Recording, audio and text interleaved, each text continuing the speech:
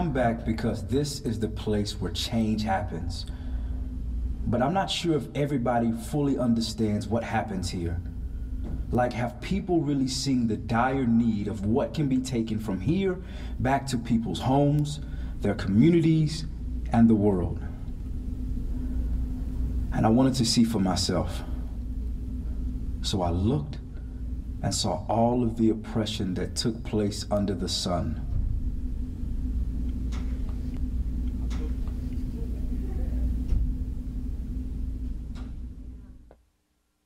I looked and saw all of the oppression taking place under the sun.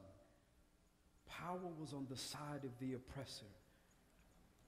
I saw tears in the eyes of the oppressed, and they had no comforter.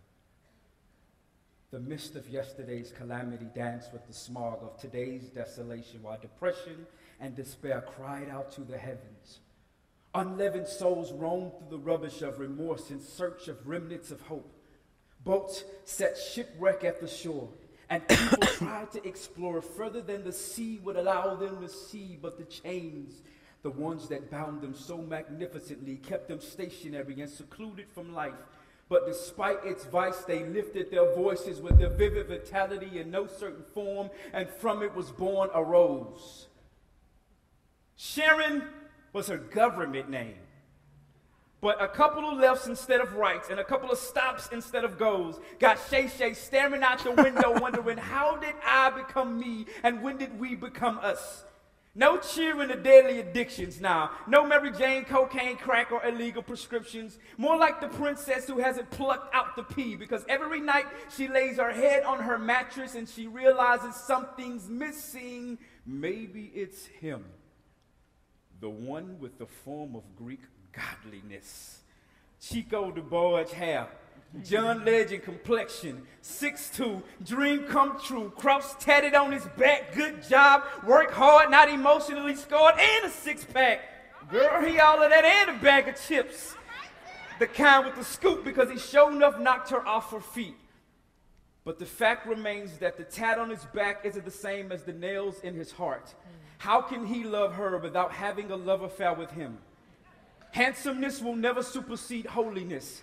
He's got a harness on her, and she's got a soul hemorrhage because she can't stop bleeding pain. Another woman with an issue of blood.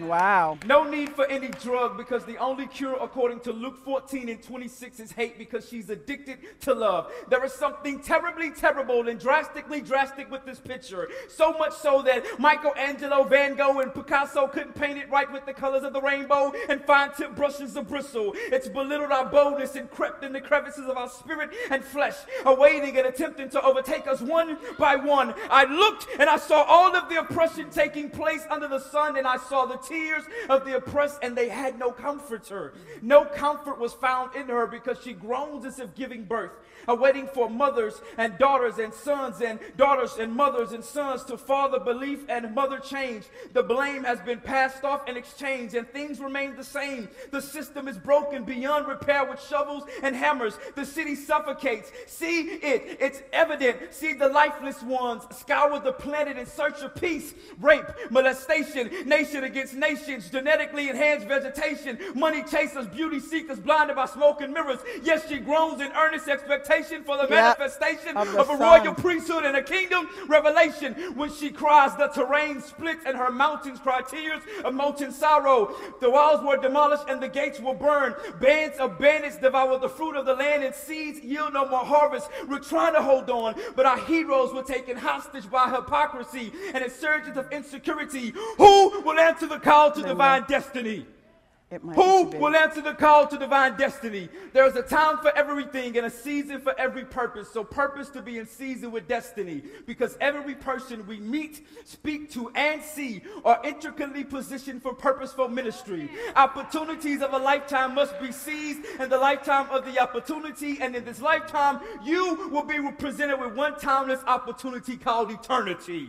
It calls you just to call others your sisters and brothers. I saw the tears of the oppressed and they had no comforter. But he who has an ear, let him hear and hear it all. It's time to rebuild the city and resurrect our reverence for righteousness, reconstruct roads that run through ghettos as rivers of repentance, redefine religion and relationship, remobilize our regiment in order to reoccupy the realm of the redeemed while rejecting repulsive representations of reality that reproduce generations of runaways, filled with rebellion and rage, wandering relentlessly away from true refuge. Rethink, and rethink from whom we receive our reputation in order to re-identify with he who reigns in royalty. Realistically, there will be no reciprocity. And to them that are reborn, reunite and reignite the fire that refines corrosion-covered hearts and repurifies regret-stained memories. There is a remnant that will restore the rugged regions of our neighborhood and recuperate from spiritual infidelity. Though the work is extensive and we are spread out, listen to the resounding sound of the alarm.